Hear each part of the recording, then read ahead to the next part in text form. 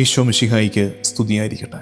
തൻ്റെ ചാരത്ത് സ്വസ്ഥതയോടെ ഇരിക്കാൻ നമ്മെ ക്ഷണിക്കുന്ന കർത്താവിൻ്റെ സ്വരം കേട്ട് ഈ ദിവസം ആരംഭിക്കാം. ഒരുമിച്ച് കുരിശു വരയ്ക്കാം. എൻ്റെ തമ്പുരാനെ, വിശുദ്ധ കുരിശിൻ്റെ അടയാളത്താലെ ഞങ്ങളുടെ ശത്രുക്കളിൽ നിന്ന് ഞങ്ങളെ രക്ഷിക്കാൻ ഞങ്ങളുടെ തമ്പുരാനെ, പിതാവിൻ്റെയും പുത്രൻ്റെയും പരിശുദ്ധാത്മാവിൻ്റെയും നാമത്തിൽ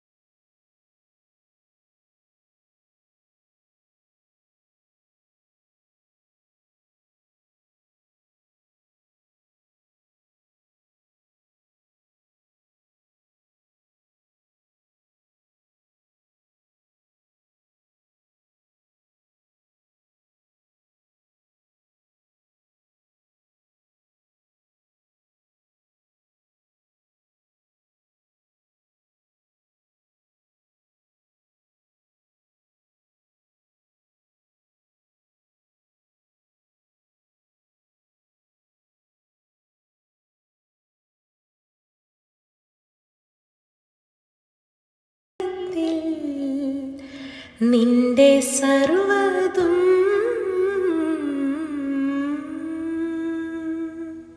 യേശയ്യാ പ്രവാചകന്റെ പുസ്തകം 30-ാം അധ്യായം 15-ാം വാക്യം. Isaiah chapter 30 verse 15. അതിനാൽ ഇസ്രായേലിൻ്റെ പരിശുദ്ധനായ ദൈവമായ കർത്താവ് അരുളി ചെയ്യുന്നു, തിരിച്ചു വന്ന് സ്വസ്ഥമായി ഇരുന്നാൽ നിങ്ങൾ രക്ഷപ്പെടും. സ്വസ്ഥതയും ആശ്രയവും ആയിരിക്കും നിങ്ങളുടെ ബലം. എന്നാൽ നിങ്ങൾ അങ്ങനെ ആയിരിക്കുകയില്ല. In returning and rest you shall be saved. In quietness and trust shall be your strength. കർത്താവ് ക്ഷണിക്കുന്നു, ഈ ഓട്ടമൊക്കെ ഒന്ന് കുറച്ചിട്ട്, ഈ തിരക്കും പരിഭ്രാന്തിയുമൊക്കെ ഒരു വശത്തേക്കൊന്ന് മാറ്റിവെച്ചിട്ട്, കുഞ്ഞേ, എൻ്റെ ചാരത്തു വന്ന് നീ അല്പം നേരം ഒന്ന് സ്വസ്ഥതയോടെ ഇരിക്കാൻ. നോമ്പ് കാലം കർത്താവിൻ്റെ സാന്നിധ്യത്തിൻ്റെ ചാരത്ത് ഒന്ന് സമാധാനത്തോടെ ഇരിക്കേണ്ട നേരമല്ലേ? ലോകസുഖ മോഹമെല്ലാം കടന്നു പോകും. മാനവൻ്റെ നേട്ടമെല്ലാം തകർന്നു വീഴും. നമ്മൾ ജീവിതത്തിൽ അനുഭവിച്ച യാഥാർത്ഥ്യമല്ലേ? ഈ ലോകത്തിൻ്റെതെല്ലാം നശ്വരമാണെന്ന് പല ആവർത്തി ജീവിതത്തിൽ അനുഭവിച്ചവരല്ലേ നമ്മളൊക്കെ?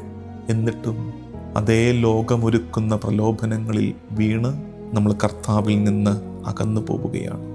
ദൈവത്തെ മറന്നു കുഞ്ഞേ ജീവിക്കരുതേ. യേശയ്യാ പ്രവാചകൻ ഇസ്രായേലിന് പറഞ്ഞു കൊടുക്കുന്നതും അതുതന്നെയാണ്. തെറ്റായ ഇടങ്ങളിൽ നീ ആശ്രയം വെക്കരുത്, തെറ്റായ സ്ഥലങ്ങളിൽ ആനന്ദം കണ്ടെത്താൻ ശ്രമിക്കരുത്. പ്രവാചകൻ ഓർമ്മിപ്പിക്കുന്നു, കർത്താവിങ്കിലേക്ക് തിരിയുക.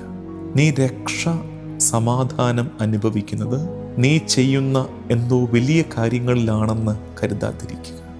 ദൈവസന്നിധിയിലുള്ള നിന്റെ സമർപ്പണമാണ് നിന്റെ ആനന്ദത്തിൻ്റെ, സമാധാനത്തിൻ്റെ കാര്യം. നീ ശക്തിയുള്ളവനാകുന്നത്, നീ സ്വസ്ഥത അനുഭവിക്കുന്നത് കർത്താവിൻ്റെ സന്നിധിയിൽ ശാന്തതയോടെ ഇരിക്കുമ്പോഴാണ്. ഈ തിടുക്കവും ഈ ഓട്ടവും ഒന്ന് കുറയ്ക്കുമ്പോൾ, when you slow down your pace, you will discover God is waiting for you. ഈ തിരക്കൊന്ന് കുറയുമ്പോൾ തിരിച്ചറിയും നീ കർത്താവ് കാത്തിരിപ്പുണ്ടായിരുന്നുവെന്ന്. സെയിൻറ്റ് വിൻസെൻ്റ് ഡി പോൾ പറയുന്നു, rest in God and let him act. Rest in God and let him act. കർത്താവിൽ നീ അല്പം വിശ്രമം കണ്ടെത്തുക, ദൈവത്തെ പ്രവർത്തിക്കാൻ അനുവദിക്കുക. ഈശോയിൽ നീ ഒന്ന് വിശ്രമിക്കുക, ബാക്കി ഈശോ നോക്കുമെന്ന്. ഈ ദിവസത്തിൻ്റെ മുഴുവൻ വ്യാപാരങ്ങളെയും കർത്താവിന് കൊടുത്ത് സമർപ്പിച്ച് നമുക്കൊരുമിച്ച് പ്രാർത്ഥിക്കാം. കർത്താവും ദൈവവുമായ ഈശോ മിശിഹായേ, ഈ പ്രഭാതത്തിൽ നിന്റെ സന്നിധിയിലേക്ക് ഞങ്ങൾ തിരികെ വരുന്നു. തിരക്കു പിടിച്ച് നിന്നിൽ നിന്ന് ഓടി അകന്ന ഞങ്ങൾ തിരികെ ഞങ്ങളുടെ ആശ്രയവും അഭയസ്ഥാനവുമായ നിന്റെ ചാരത്തേക്ക് വരുന്നു. നിന്റെ സന്നിധിയിൽ ഞങ്ങളൊന്ന് വിശ്രമിക്കട്ടെ. കർത്താവേ, ഞങ്ങൾക്കു നീ ബലമാകണമേ. ഈ ദിവസത്തിൻ്റെ ആശീർവാദം നമുക്കൊരുമിച്ച് സ്വീകരിക്കാം. നമ്മുടെ കർത്താവ് ഈശോ മിശിഹായുടെ കൃപയും പിതാവായ ദൈവത്തിൻ്റെ സ്നേഹവും പരിശുദ്ധാത്മാവിൻ്റെ സഹവാസവും എന്നും എക്കാലവും കൂടെ ഉണ്ടായിരിക്കട്ടെ, ഇപ്പോഴും എപ്പോഴും എന്നേക്കും. ആമേൻ.